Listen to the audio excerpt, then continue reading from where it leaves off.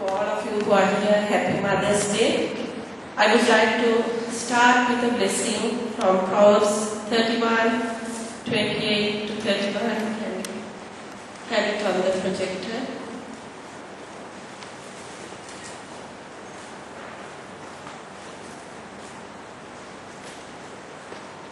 Can we all read this together as a blessing for all the mothers who are here?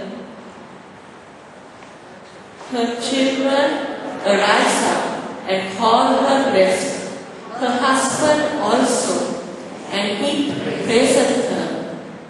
Many daughters have done virtuously, but thou excellest them all. Favor is deceitful and beauty is vain, but a woman that fears the Lord, she shall be praised.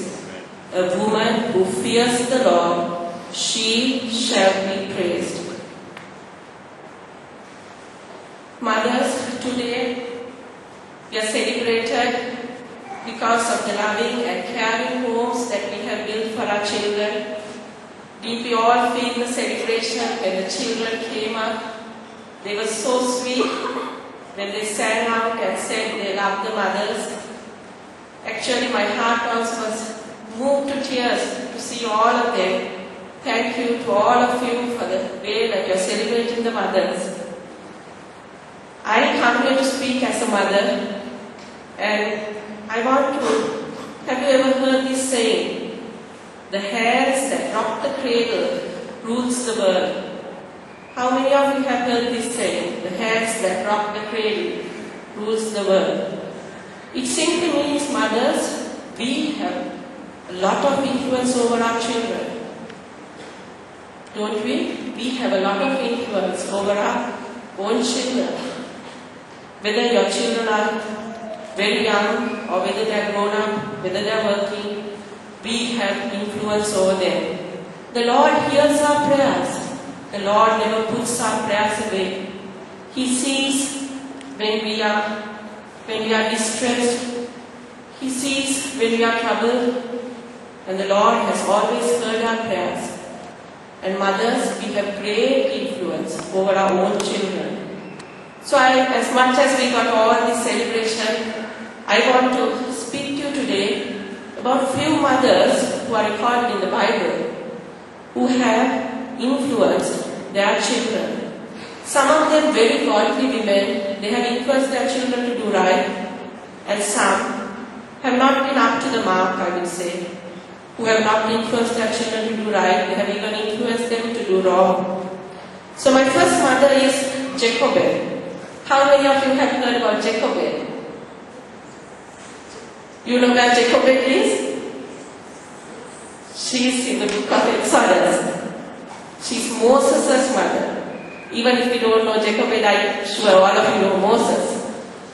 So Moses' mother, Jacobed, now at the time that the Bible reveals her, Moses was just born. Jacobed and her husband, they had built a God-fearing family. They had two more children, Aaron, who would have been a teenager, Miriam would have been a little younger to Aaron, who would have been about 9 or 10, and Moses, a little baby. And this news about killing the male children is now going around. Pharaoh has decreed that all Hebrew male children should be killed. And this family is also affected because little Moses is just born. So the Bible says for 3 months they were hiding the baby. And you know, by the time the baby is 3 months, the child is shouting and they could no longer hide the child. And they start planning out what to do. And they come up with this idea of making a little basket out of reeds. You all know this story, I don't have to repeat this. They put the baby into the Nile, and Miriam, the little sister, is behind the bulrushes watching this baby. I know Jacobed and her husband would have been praying that our little baby will be saved, that the little baby will not get caught in this evil decree of Pharaoh. And you know the rest of the story, how Pharaoh's daughter comes. She comes to bed and picks this little baby up, and she says, I want to adopt him. And Miriam comes running and asks, can I get a nursing mother? And whom do you think she brings her own mother, who is the baby's mother? What do you think that day would have been definitely Jacobet's happiest day of her life? Her faith was rewarded, her prayers were answered, her baby doesn't have to die anymore. The baby is to live. What do you think would have been going on in Jacobet's mind? It would have been the happiest day. And I want to just remind you, they were Hebrews, they were slaves, and their tasks were very, very difficult, and the Hebrew people didn't have a happy life. So Jacobet's little boy is to go to the palace. He is to be a prince. Who knows when he might be the next Pharaoh? What do you think Jacobet would have been thinking? What a chance! Wouldn't she have been thinking like that? But I just want to tell you, she thought different. Because the Bible records that she thought different. Now she carries this baby home, knowing that she had a little time of only about 5 or 6 years, till the baby is weaned. And she carries this baby home, and she maybe would have waited 1 or 2 years till the baby can understand. But she teaches this boy one thing. Because till about 6 years now, mothers who have children of 6 years who can't teach life principles, a lot of life principles. But this mother teaches her son one thing. But that thing that was very dear to her heart, she tells her son, remember, you're a Hebrew. Remember, you belong to God. Remember also that it is better to suffer with the people of God than to enjoy passing pleasures. Don't you think she's a remarkable woman? She has the chance of telling her son, be the Pharaoh.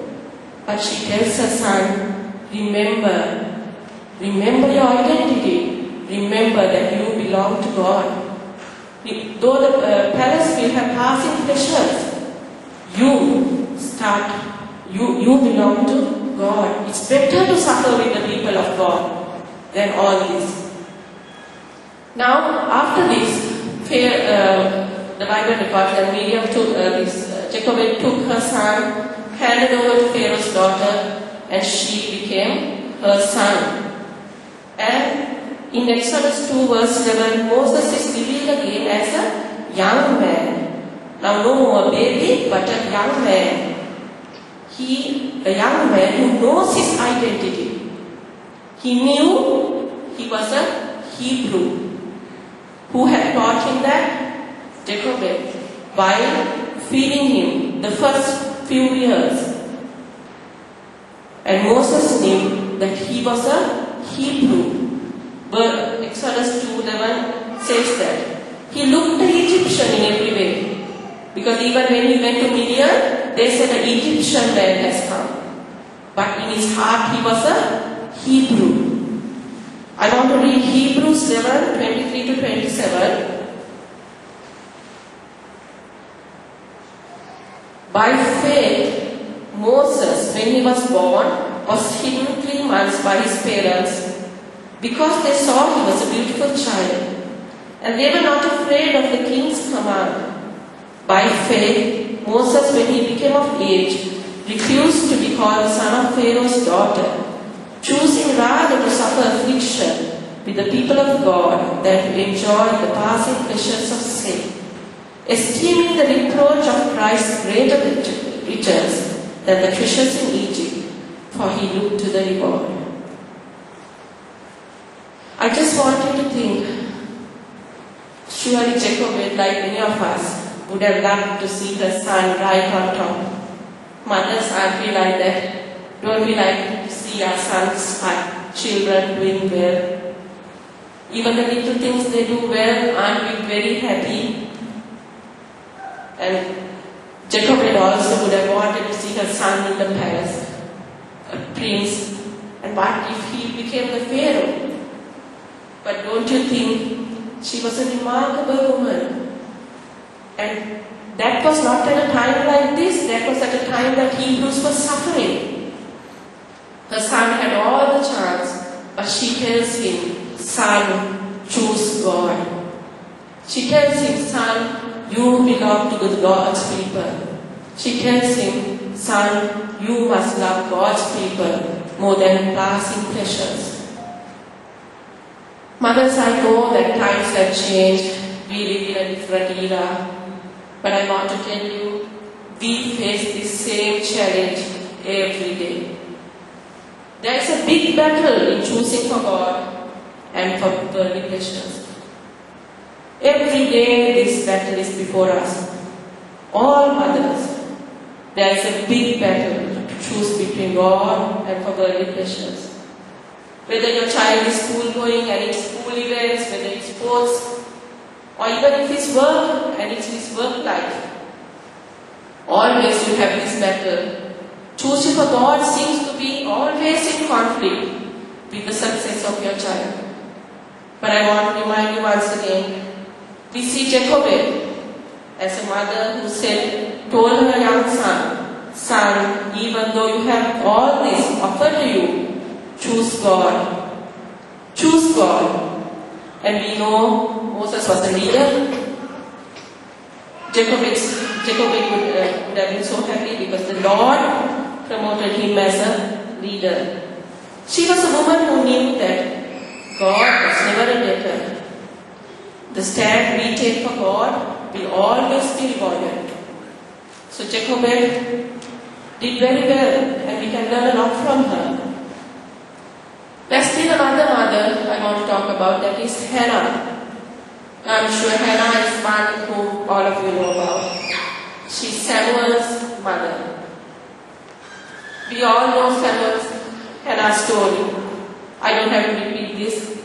But in her sorrow, she cries out to God and says, God, give me a son, and I will give this son back to you. And the Lord hears her prayer. She conceives.